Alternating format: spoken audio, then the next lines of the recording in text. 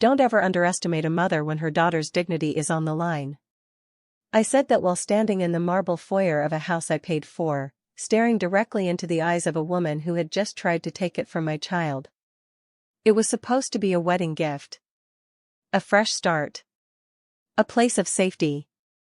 But instead, that house became a battlefield. And the woman standing in front of me, Curtis's mother, wasn't backing down. Neither was I.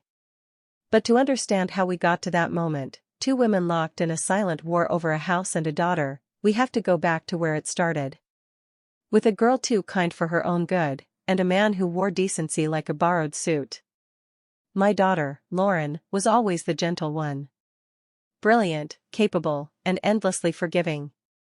She met Curtis at a networking event when she was just starting her job in downtown Boston. He was quiet, polite, said all the right things, and seemed to genuinely listen. It was everything she thought she wanted. He brought her tea when she had a cold. Waited outside her office with an umbrella when it rained. Sent her Spotify playlists with songs titled Thinking of You. Little things. Thoughtful things. I remember telling my husband, either he's the real deal, or he's building a resume. Turns out, it was the resume. 6 months later, they were engaged. He didn't propose with a ring, because, as Lauren explained, he's saving for our future. I nodded, smiled, swallowed my concern. Later, I asked her if she really believed that. She paused. Said she wanted to. That was the first crack. But when a woman loves, especially for the first time, she'll make excuses. I know. I did too once. My husband, Richard, and I decided to gift them a home. Not just any house, a beautiful colonial on the edge of Lexington. Hardwood floors, wraparound porch, kitchen with skylights. I handpicked every drawer pull, every backsplash tile. It was meant to be a place for their story to begin.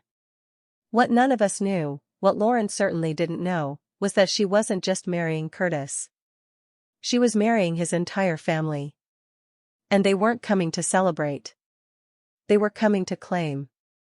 Before we jump in, tell us where you're tuning in from, and if this story touches you, make sure you're subscribed, because tomorrow I've saved something extra special for you. The first real sign something was wrong came the day Lauren met Curtis's parents. It was supposed to be a quick visit. A casual Sunday afternoon lunch out at their old family farmhouse up in northern Massachusetts. Curtis had insisted we not come along, too many people might overwhelm them, he'd said. That should have been a red flag. But Lauren, always giving people the benefit of the doubt, packed a pie and drove up there with a heart full of hope. She came back quiet. Not upset, not angry. Just, still. That kind of silence I recognized from when she was 12 and learned her best friend had moved away without saying goodbye. I asked her how it went. She said, it was fine. I asked again. She paused, then said, his mom asked if I knew how to cook, before she even said hello. And when I said yes, she just nodded and said, good. Curtis likes things traditional. I waited. She also asked if I planned to keep working after we got married. I asked what she said. I told her I love my job. She didn't say anything. Just looked at Curtis like I'd failed a test. That silence? It told me more than words ever could. Then came Thanksgiving. Curtis invited Lauren to his family's dinner instead of ours. First time she ever missed a holiday with us. I didn't push. I just watched. She came home with her hair smelling like deep fryer oil and her eyes a little glassy. When I asked how it was, she said the turkey was dry and the conversation worse. They kept calling me the city girl, she said. And his dad asked me 3 times if I knew how to clean a fish. Like it was some kind of rite of passage. But what stuck with her the most? They had me sitting at the kids' table, she said with a little laugh that wasn't funny. I'm 29. After that, the signs got louder. Curtis started showing up late to her work events. Forgot their anniversary. Suggested they scale down the wedding plans because his parents weren't into flashy things. But when Lauren mentioned wanting to buy their own place together, somewhere in the city, he said no, immediately. Said his family didn't believe in renting, and property should stay in the family. That was when Richard and I started talking seriously about the house. If Lauren was going to marry into this madness, she needed something of her own. Some security. We can gift it to her in her name only, Richard said. Make sure it's protected. That house became our promise to her. No matter what happened, she'd have a place that was hers. At least, that's what we thought. What we didn't know, what none of us could have predicted, was that the moment the keys changed hands, Curtis's family would act like they'd been handed a kingdom. And my daughter? She'd become the reluctant queen of a castle under siege. It started with the gate. The front gate of the house, wrought iron, custom-built, with an ornate L4 Lauren welded into the center, was something Richard had insisted on. A home should greet you, he'd said. But when Curtis's parents arrived that first weekend, his mother barely stepped out of the car before barking, "What is this prison fence doing here? Tear it down. It looks like we're trying to keep decent folks out." Lauren stood on the porch in shock, still holding the bouquet of fresh tulips she'd picked for the entryway. Curtis didn't say a word. And that was the pattern. Day after day, week after week. It didn't take long for the rest of the Miller clan to start trickling in. First, Curtis's brother Travis, who hadn't held a steady job in over a decade, showed up just for a few days, sleeping on the living room sofa and leaving beer bottles on the coffee table. Then came Uncle Raymond, complete with a barking pit bull and a trailer hitched behind his rusty truck. Temporary, they said. Lauren called me crying one night. "Mom, they've started measuring the walls. 4 curtains." Curtis told her she was overreacting. Their family, he'd shrug. They just want to feel at home. But it didn't feel like home to Lauren anymore. Not hers, anyway. One evening, she walked into her own kitchen to find Mrs. Miller rearranging the spice rack. "These are all wrong," the woman said without looking up. "We'll be needing more garlic salt." "And where's the lard?" "Curtis likes lard." Lauren blinked. "I don't cook with lard."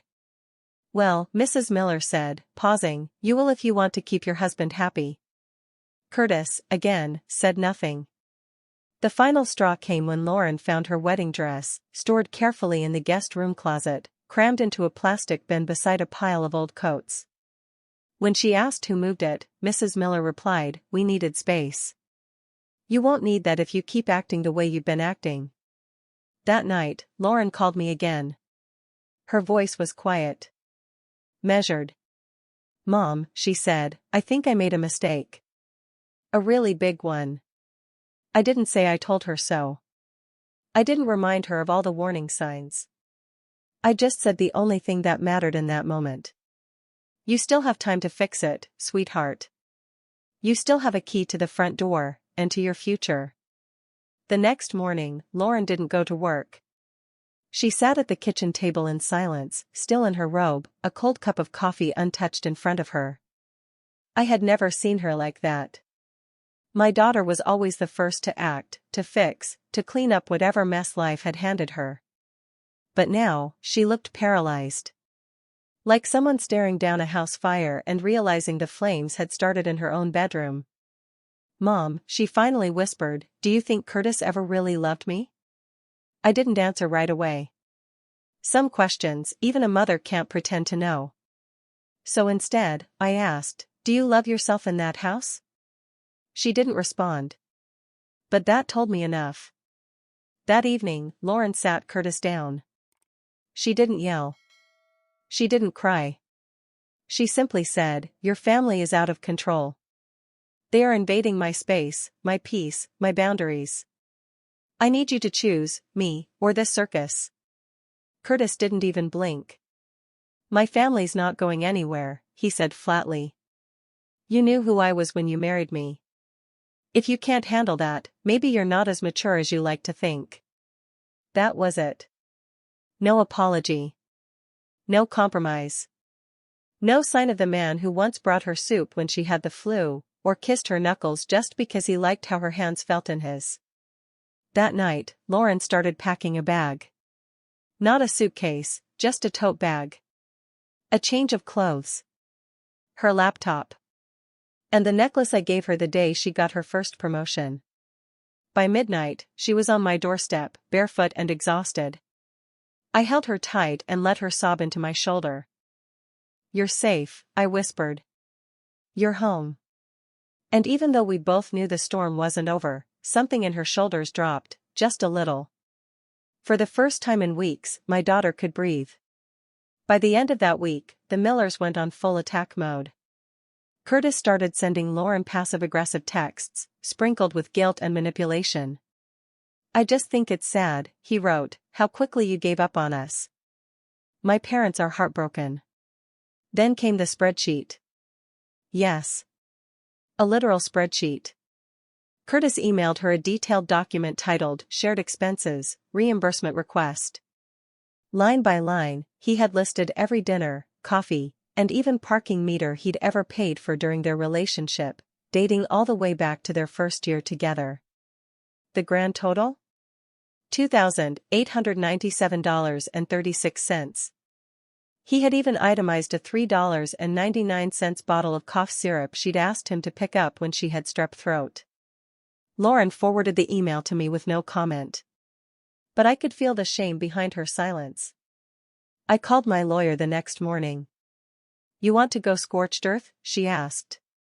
"No," I said. "But I want it documented. I want it clean. And I want that boy and his family out of our lives, legally and permanently." Meanwhile, the Millers weren't done. That weekend, they showed up at Lauren's office. Yes. Her office. Barging in like some reality TV meltdown, Curtis's mother stood in the lobby, shouting, "She used him. My boy gave her everything and she just tossed him aside like trash." Curtis's dad followed, waving a stack of printed photos of Lauren and Curtis during their engagement, trying to hand them out to anyone who would take them. Lauren's manager had to escort them out. Security was called. Human Resources launched a formal complaint. Lauren spent the rest of that day locked in a supply closet, sobbing into a box of printer paper. That night, I drove to her apartment, took her hands in mine, and said, "Let me handle it." She hesitated, but nodded.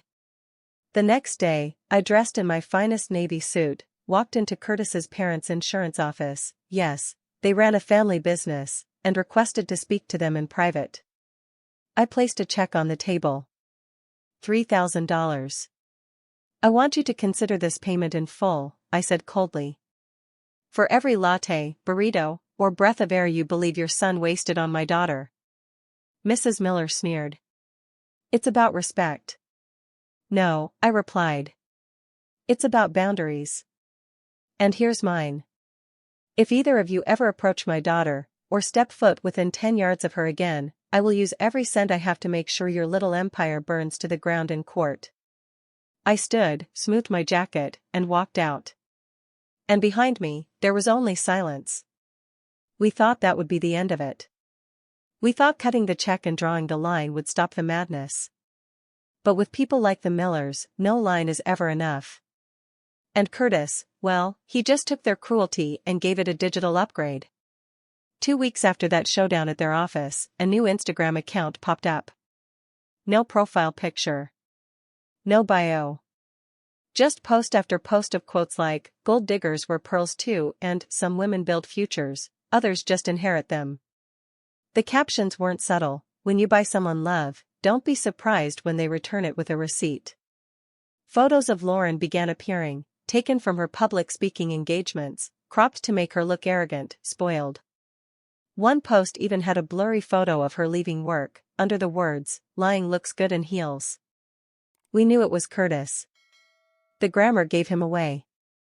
That, and the way he always used em-dashes instead of periods, something Lauren had once teased him about in a love letter. But it got worse. One Tuesday afternoon, Lauren received a package. No return address. Inside, a handwritten letter. It began sweetly, "Remember how we used to dream about building a life together? I still do." Then it turned. "You let your mother poison you. You let her tear us apart. If you don't respond soon, I don't know what I'll do. There was no signature. But the postmark was from their hometown. And folded into the envelope was the movie ticket stub from their first date. Lauren didn't cry. She didn't scream. She just walked over to her drawer, pulled out the envelope I had told her to keep sealed just in case, and handed it to me. It was time to get the court involved. My husband and I went to our family attorney, laid out everything, emails, screenshots, letters, even the spreadsheet. 2 days later, we filed for a protective order. At the courthouse, Lauren's hand shook. But her voice didn't. I'm not afraid of being alone, she told the judge. I'm afraid of being erased. And I won't let him or his family do that to me anymore. The order was granted. No contact. No messages. No proximity within 100 feet. Curtis's face as the judge read the ruling? A mix of disbelief and entitlement, like a child who just learned that actions finally had consequences. Lauren walked out of that courtroom taller than I'd ever seen her. She didn't smile. But she didn't look back either. It started with a business card. Lauren wasn't planning to go to the networking mixer. She hadn't been to one in years. The idea of smiling politely while people pitched startups and compared LinkedIn stats made her stomach churn. But her boss insisted. You've got this quiet confidence people respond to, she'd said. You just need to show up. So, Lauren went. She wore the navy blazer she'd nearly donated twice, paired with simple heels and the same silver necklace she used to wear back when she still believed in second chances. And that's where she met Ethan Parker. He wasn't flashy or overly charming. He didn't try to impress. He just listened. They were standing by the drink station, both reaching for the same sparkling water. Their hands brushed. She expected the usual awkward chuckle and quick retreat. But instead, he smiled and said, "You look like someone who's mastered the art of making space for other people. Has anyone made space for you lately?" Lauren blinked. It wasn't a pickup line. It wasn't polished. It was just real. They talked for 20 minutes. Then 30. Then an hour. About supply chains, about jazz, about the fact that neither of them had ever watched Game of Thrones and were now too stubborn to start. He didn't ask for her number. He handed her a card. Just his name. Ethan Parker. No title, no tagline, just a handwritten note on the back, "Thank you for the conversation. If you'd ever like to continue it, I'd be honored." Lauren didn't text him that night. Or the next. But on the third day, she found herself staring at that note again, fingertips brushing the ink like it held a question only she could answer. And for once, she didn't overthink it. She typed, "I'd like that. Thursday?" He responded, "It's a date." No expectations, just presence. Their first real date was quiet. A bookstore cafe downtown. They talked about everything and nothing. He never reached for her hand, never leaned in too far. He just met her where she was, word by word, breath by breath. Later that night, Lauren journaled one sentence, "I didn't feel smaller around him. I felt held." It wasn't about replacing Curtis. This wasn't about revenge. It was about remembrance. Remembrance of who she was before she shrank. Before she learned to make herself small to keep the peace. Ethan didn't try to rescue her. He simply saw her. And that? That was enough. Lauren didn't rush into anything. Not with Ethan. Not with her heart. Not with her healing. She let herself ease into her new life the way you might slip into a warm bath after years of standing in the cold. Slowly. One breath at a time. It started with color. She bought a deep green armchair for her small apartment. Just because she liked the shape of it. It didn't match anything else. It didn't have to. Then came the little things, jars of dried lavender in the kitchen, a candle that smelled like cedar and orange peel, a new pair of boots with absolutely no one's opinion attached to them but her own. she started sleeping through the night again. The nightmares, those strange echoes of Curtis's voice twisting her name into something shameful, began to fade. Sometimes she still flinched at loud noises. Sometimes she still double-checked the locks twice before bed.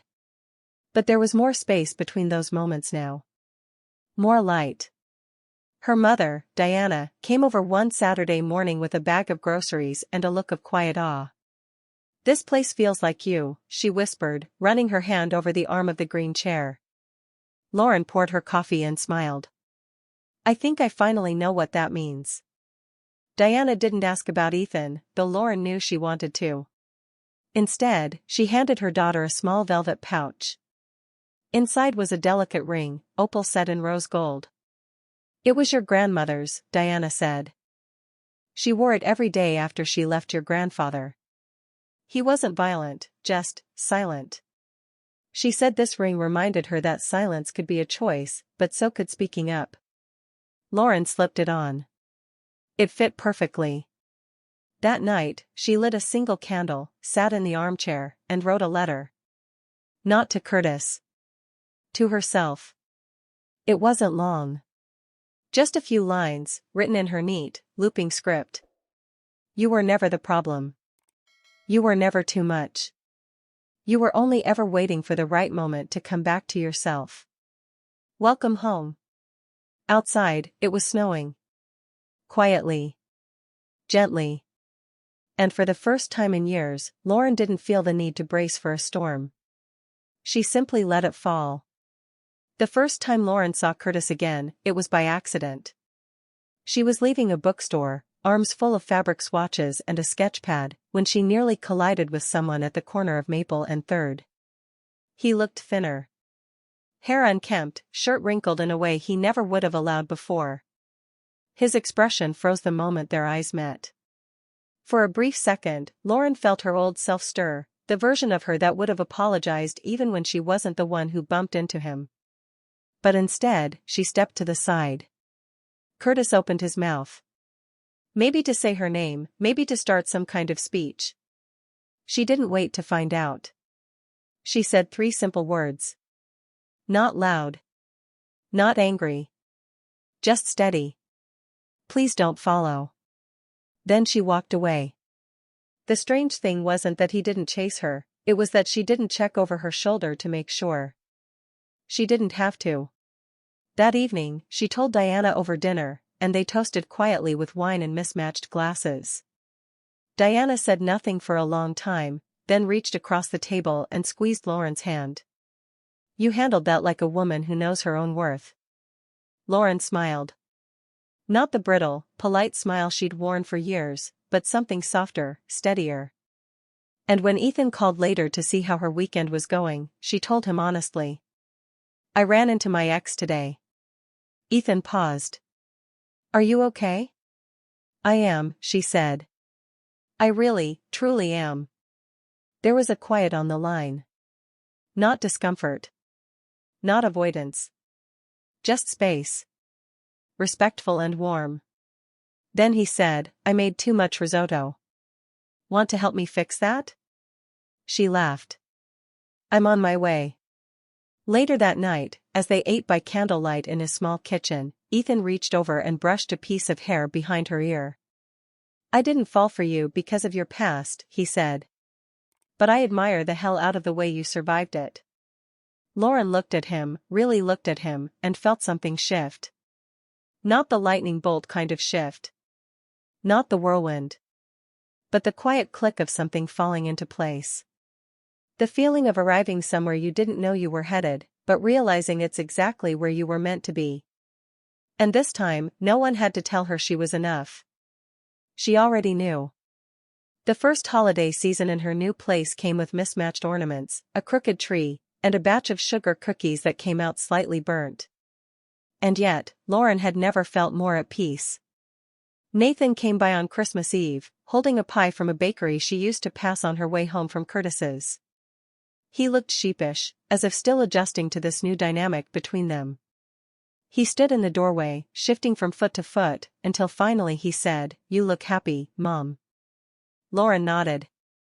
"I am." He looked down. I'm sorry I didn't see it sooner. What you were going through. Lauren reached for his hand and squeezed. I didn't either. But now I do. And that's what matters. They sat together on her couch, plates balanced on their knees, and for once, the silence between them felt like comfort, not distance. Later that night, after he left, Lauren stepped out onto her small balcony, wrapped in a handmade shawl Diana had gifted her. Snow fell in slow spirals under the street lamp glow. She sipped tea from her favorite mug, the one with the chipped rim she could never part with. And for the first time in decades, she didn't wonder who might be watching. She didn't brace herself for the next insult, the next demand, the next thing she'd have to explain or justify or endure. She simply stood there. Still. Whole. Unapologetically herself. She thought of all the women like her. Women who had bent and bent and bent, until something deep inside finally said, enough. Not in rage. But in clarity.